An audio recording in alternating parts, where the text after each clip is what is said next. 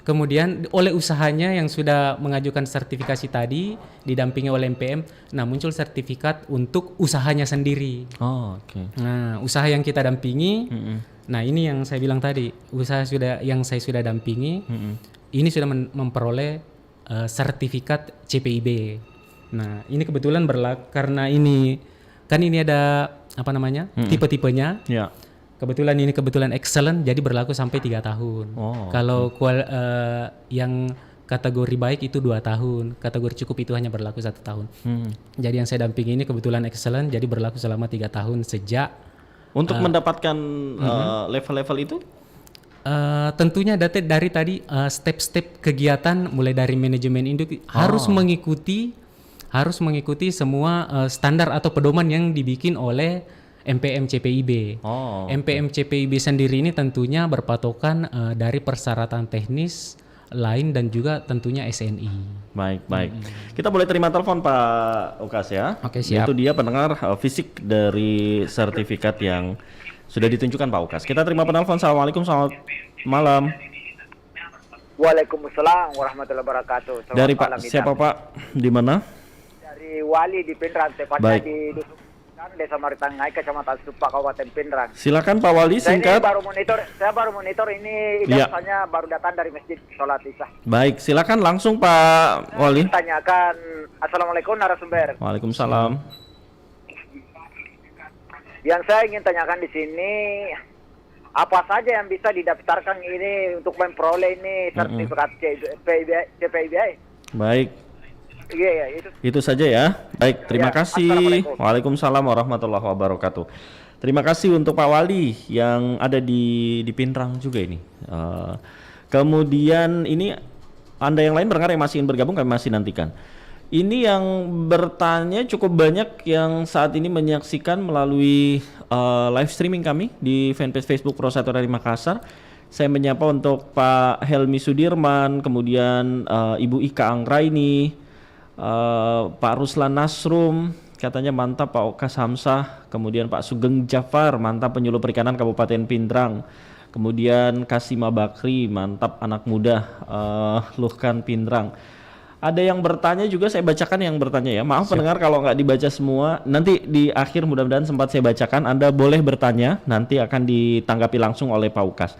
Ada yang punya akun Asni Gali Muslimin. Izin bertanya Pak Ukas, apa saja sih syarat untuk mendapatkan sertifikat CPIB ini? Sama seperti tadi Pak Wali di Pindrang. Kemudian mungkin itu dulu. Silakan Pak Ukas. Oke, yang pertama dulu sebetulnya untuk mendapatkan sertifikasi CPIB yang kita perhatikan dulu di usaha itu sendiri. Pimpinannya dulu harus komitmen. Pimpinannya harus komitmen melakukan penerapan CPIB ini secara konsisten. Jangan sampai misalnya sudah mendapatkan sertifikat excellent misalnya, ternyata di penerapan berikutnya sudah tidak melakukan. Jadi yang pertama itu adalah komitmen pimpinan puncaknya. Nah itu yang pertama. Kemudian yang kedua, yang tadi harus menunjuk MPM, CPIB, harus memilih atau harus mencari. Harus mencari siapa MPM saya yang mendampingi saya akan nanti untuk memperoleh sertifikat ini dan membantu saya menerapkan penerapan CPIB ini. Kemudian berikutnya harus ada struktur organisasi. Jadi nanti di dalam kegiatan penerapan CPIB ini semua ada tugas-tugas masing-masing. Ada tugas si ini, tugasnya ini, tanggung jawabnya ini, wewenangnya ini. Nah setelah itu semua tersedia, kegiatan semua dilakukan. Nah itu ada pengajuan, ada form. Kita ajukan ke Kementerian Kelautan dan Perikanan. Dalam hal ini Direktorat Perbenihan, Dirjen Perikanan Budidaya, ada form yang kita isi. Isinya itu seputar tentang data unit pembenihan kita. Data unit pembenihan kita baik itu ikan misalnya atau udang, itu satu komoditi, satu CPIB. Misalnya ikan mas itu harus satu CPIB. Jadi satu sertifikat juga nanti. Misalnya ikan mas saja, satu sertifikat untuk ikan mas saja. Kemudian misalnya udang windu atau faname, itu juga satu sertifikat CPIB. MPM-nya boleh satu, tetapi itu tadi formnya harus diisi masing-masing per komoditi. Ada nanti diisi data pembenihan, kemudian struktur organisasi, kemudian rekaman-rekaman kegiatan yang sudah berlangsung. Sudah berlangsung itu kita ajukan ke kementerian, tadi Direktorat Perbenihan, nanti direspon oleh mereka, ada tim yang turun. Tetap dengan koordinasi dinas perikanan di wilayah setempat yang membidangi itu. Baik. Semoga terjawab untuk Ibu Asni Gali Muslimin. Terima kasih sudah bertanya melalui live streaming, termasuk juga untuk Pak Wali tadi yang bergabung melalui telepon. Kemudian pertanyaan selanjutnya kami bacakan kembali di kolom komentar. Anda bisa bertanya pendengar. Ada Rian Ardianti Sampara, Pak Ukas, apakah sulit untuk mendapatkan sertifikat CPIB ini? Apa saja syarat usaha yang bisa mendapatkan sertifikat tersebut? Kemudian juga terima kasih untuk Pak Udin yang juga bertanya, kalau ingin pengajuan harus kemana? Bagaimana prosedurnya? Siapa yang dihubungi? Silakan Pak Ukas. Mungkin yang pertama tadi dari Mbak Rian. Ya. Sebetulnya tidak sulit.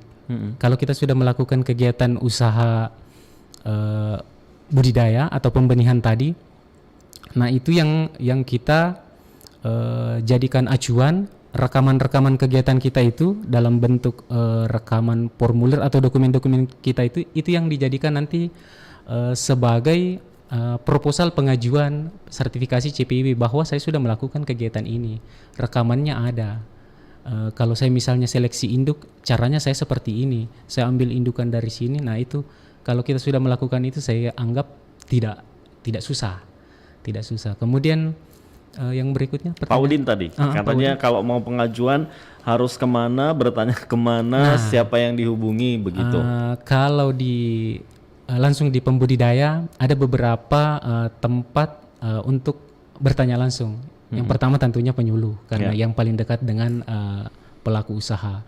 Boleh langsung bertanya ke penyuluh perikanan. Kemudian kalau misalnya di wilayahnya belum terdapat penyuluh perikanan, boleh ke dinas yang membidangi kelautan dan perikanan.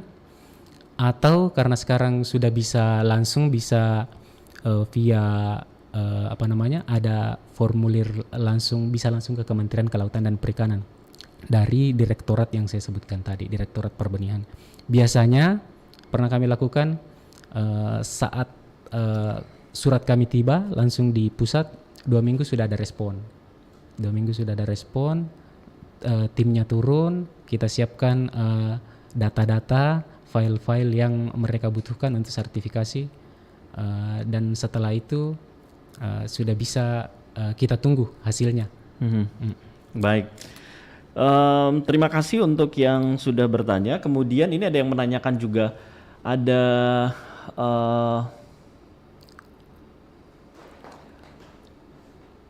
Pak Fatul yang menanyakan ada biayanya. Kemudian apakah penyuluh juga dibayar seperti itu? Untuk sertifikasi CPIB itu Rp0, Mas. Rp0. Rp0 alias gratis. Jadi penyuluh juga Rp0, tidak ada bayaran sama sekali. Cuma dalam penerapan nanti sertifikasi ada beberapa biaya yang tentu harus dikeluarkan oleh si pembudidaya. Misal si auditor CPIB-nya atau timnya meminta mana data kualitas air, misalnya kandungan ininya, sumber air kita harus dicek di Makassar di lab ini. Nah itu ada beberapa biaya yang harus kita keluarkan, misalnya seperti itu. Jadi untuk kebutuhan itu sendiri, kalau yang terkait dengan sampai keluarnya sertifikat itu tidak ada. Tidak ada sama sekali. Baik, semoga terjawab untuk pendengar yang sudah bergabung. Kami bacakan lagi. Ini ternyata banyak yang bertanya Pak Ukas. Sama Pak Ukas. Mungkin karena temanya menarik Bung Idam. Katanya semangat Babang Tamfan, Ukas Hamzah. Ada yang juga andalan memang ini, Mak Pakowe katanya gitu. Terus ada yang bertanya juga dari Pak Rian. Yang mendapat sertifikat CPIB ini apakah hanya usaha pembenihan skala besar saja? Apakah UPR bisa mendapatkan? Untuk CPIB sendiri ini semua unit pembenihan yang melakukan kegiatan usaha pembenihan itu boleh mengajukan sertifikat CPIB. Mau dia setahun, mau dia tadi skalanya kecil atau besar, karena ini adalah standar sistem paling dasar sederhana yang harus dilakukan oleh pembudidaya ikan. Karena kalaupun kita sudah menghasilkan produk, terus misalnya masuk ke pengolahan, diolah, kemudian diekspor, tetap akan ditelusuri dari mana asal benihnya ini. Nah itu seperti itu. Jadi mau kecil mau besar usaha pembenihannya harus. Cuma kalau sudah pindah di kegiatan pembesaran yang membesarkan ikan untuk konsumsi, itu beda lagi. Bukan CPIB lagi, tetapi CBIB, cara budidaya ikan yang baik. Nah itu lain lagi, tapi kurang lebih sama. Itu sertifikat lagi? Sertifikat lagi. Oke. Jadi kan ada dua kegiatan, ada pembenihan dengan budidaya. Budidaya itu untuk pembesaran, jadi ada 2 sertifikat. Oke. Kemudian ada Pak Jafar. Terima kasih Pak Jafar sudah bertanya. Izin bertanya Pak Ukas, tadi Pak Ukas mengatakan ada masa waktu sertifikat CPIB ini. Bagaimana jika masa waktunya habis dan kita mau perpanjang, apakah syaratnya sama dengan memulai baru? Iya. Ini masa berlakunya berapa lama Pak Ukas? Yang tadi, kalau excellent, sangat baik itu bisa sampai 3 tahun, berlaku 3 tahun. Oke. Kemudian kalau kategorinya baik, berlaku 2 tahun. Kalau cukup, itu berlakunya setahun.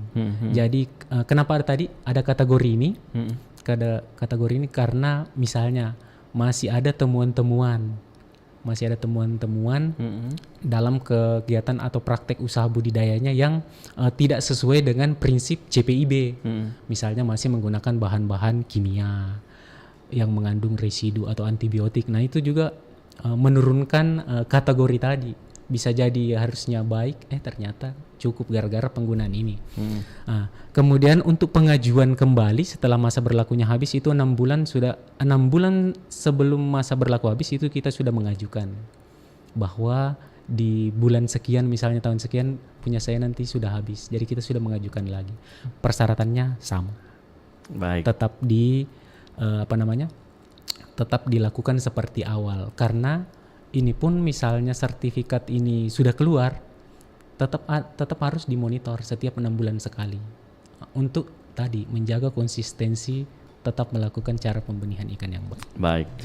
Beberapa pertanyaan yang juga bergabung, katanya jika tidak mengurus kenapa? Apakah ada sanksi atau seperti apa? Kemudian juga ada yang bertanya jika kesulitan, adakah nomor kontak atau mungkin di daerahnya tidak ada susah penyuluh seperti itu? Oh iya. Yang pertama tadi, kalau misalnya tidak melakukan usaha pembenihan, tidak melakukan CPIB, sebetulnya untuk sampai saat ini tidak ada hukuman atau larangan. Cuma ini tadi kita perhatikan bahwa produk produk hasil kita tadi adalah untuk konsumsi manusia. Jadi kita harus memperhatikan mutunya. Nah kemudian yang kedua, ini juga meningkatkan kepercayaan pelanggan. Kemudian berikutnya, dengan kepercayaan pelanggan tentunya juga kita bisa menaikkan harga jual kita. Anggaplah di tempat lain yang tidak bersertifikat, Rp1.000.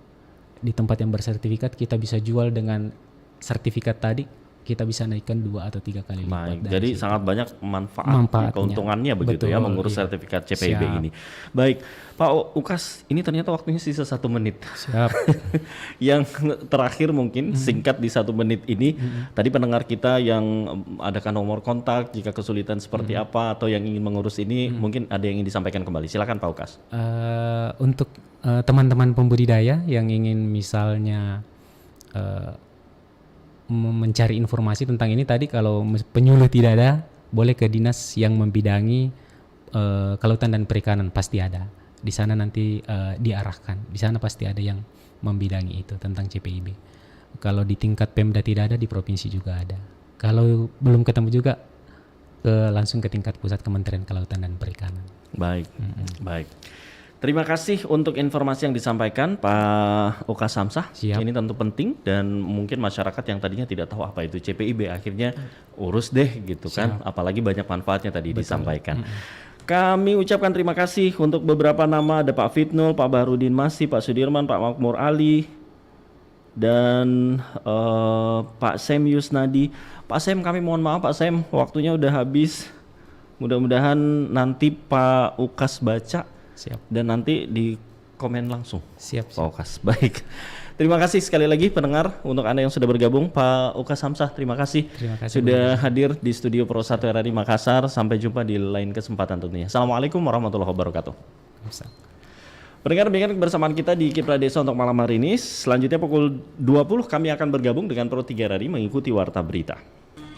Kipra Desa Pro 1 RRI Makassar.